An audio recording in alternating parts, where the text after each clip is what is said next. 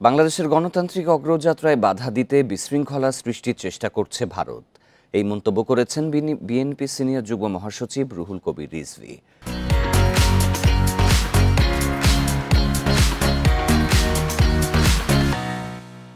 শনিবার বিকেলে রাজধানীর নয়াপল্টনে জাতীয়তাবাদী সামাজিক সাংস্কৃতিক সংস্থা জাসাসের এক অনুষ্ঠানে তিনি এই মন্তব্য করেন।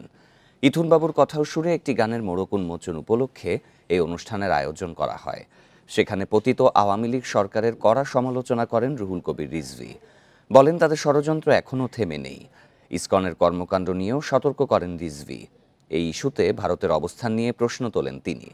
দেশে সাম্প্রদায়িক সম্প্রীতি আগের চেয়ে ভালো আছে বলে মনে করেন এই বিএনপি নেতা। আর আপনারা পরিকল্পিতভাবে ইচ্ছাকৃতভাবে বাংলাদেশে আজকে যে গণতন্ত্রের পথে হাঁটার যে সুযোগটা হয়েছে সেইটাকে নস্যাৎ করার জন্য এবং ছাত্র জনতার আন্দোলনের যে স্পিরিট, যে চেতনাকে আপনার ধূলিসাৎ করার জন্য পরিকল্পিত অপপ্রচার করছেন আপনার দিল্লির সাউথ ব্লক থেকে।